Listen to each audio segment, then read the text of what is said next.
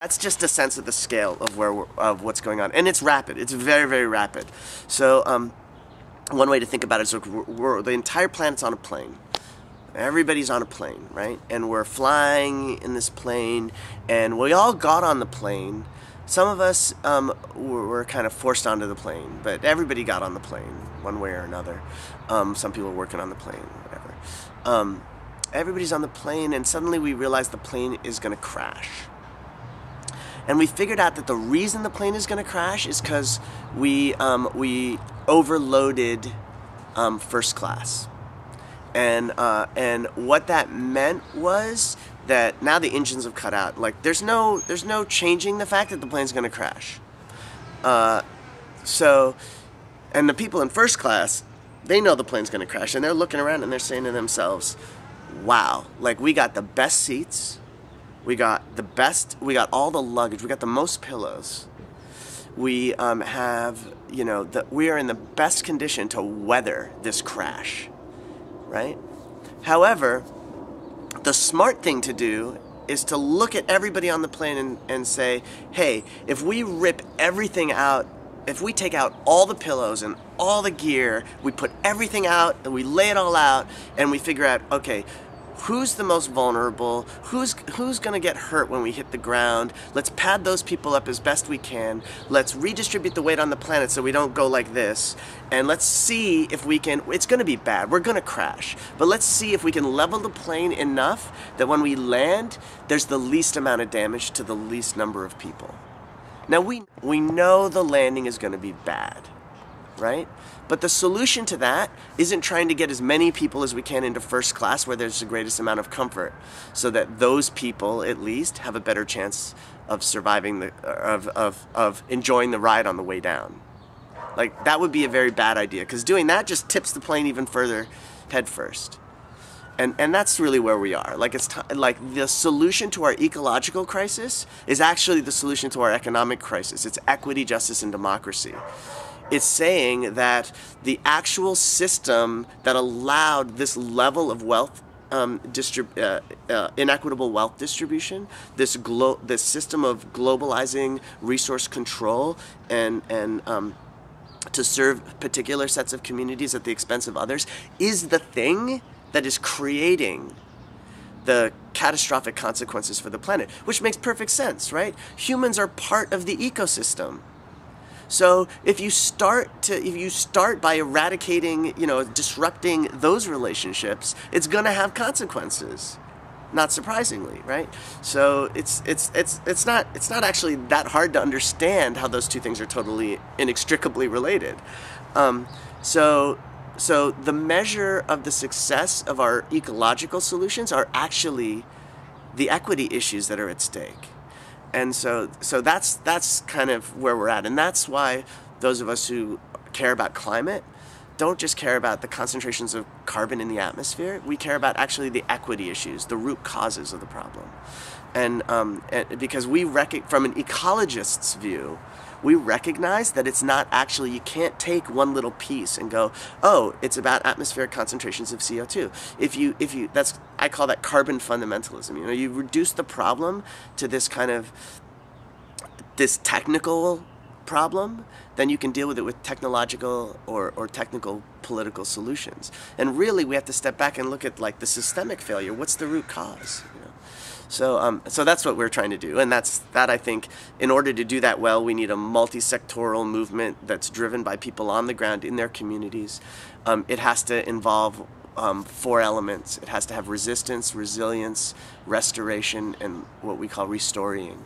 And the resistance piece is actually where we're trying to build power. We're trying to address the inequities in the current system and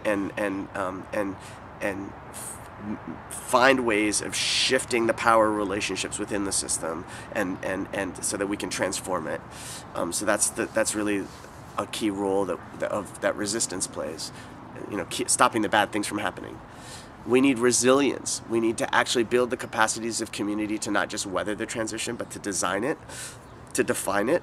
So for us, resilience, like what the dominant framework of understanding of the problem wants us to do is say, oh, we have a water crisis, so let's take 3-minute showers. And what we say is, no, 3-minute showers isn't the solution. Actually, rainwater harvesting and gray water is the solution. Not because it saves water, but because it decentralizes the production and distribution of something that should be part of the commons that has been stolen from the web of life and put into the chain of the market. So we need to return things back to the web of life and remove them from the chain of the market, and we need to do that through embracing our role as part of that ecosystem. So as human communities, reintroducing ourselves into the place as part of the place. So we call that resilience. Restoration is really that part of both giving the planet time to heal by returning things to the web of life and removing them from the chain of the market. But restoration also means restoring to each other the equitable relationships that we need. So that's where really reparations comes in, where ecological debt comes in, and where we need to figure out ways of dealing with historic responsibility for the crisis as it was created, both in our own communities and also historically. And restoration, that's where that's both, like, you can think of it as like transformative justice, right, is a form of ecological restoration, because it fundamentally changes your relationships to each other, right? And what we want is reflective, responsive relationships to place, to each other. Ones that we can look at. We learning to read place. That's what we need to do to remember that traditional knowledge and to apply it and reinvent it for the new kinds of places we live. And the last one is the restoring, which is really, we need to be telling a better story about the way we can live and the way we should live, and that we need an irresistible narrative for the future. We need to tell people where we can end up, and it needs to be honest. But it needs to be inspiring. Obviously, there's a role for everyone to play. so in terms of like the role of white allies and anti-racist allies, so I think allies in general, like, sort of the first thing is recognizing, what privileges you get from the existing inequity in this existing system, and figuring out how to be a traitor to those privileges. So part of being a traitor to those privileges is figuring out how to leverage them. Part of being a traitor to those privileges is actually abandoning them and finding ways to confront them. The thing is, you never can fully, right? Obviously, because it's until the actual category of privilege is abolished, you own that location. So there's no getting around that. So then the question is, it's all about accountability. So how do you be accountable to the folks that you intend to serve or support or be in alliance with? So everybody occupies, from my perspective, multiple locations at any given time, right? So it's like, accountability. The first rule of accountability is transparency. Accountability does not mean, at least from my perspective, does not mean do whatever the people who are more oppressed than you tell you to do. It means thinking carefully about what you believe and being totally transparent with people about what you believe so that you can serve them well and support them well. So I think one of the biggest pitfalls for folks is when they think that accountability means just following the leadership of people who are more oppressed than they are when they don't, even if you don't agree. I don't think that's a responsible approach.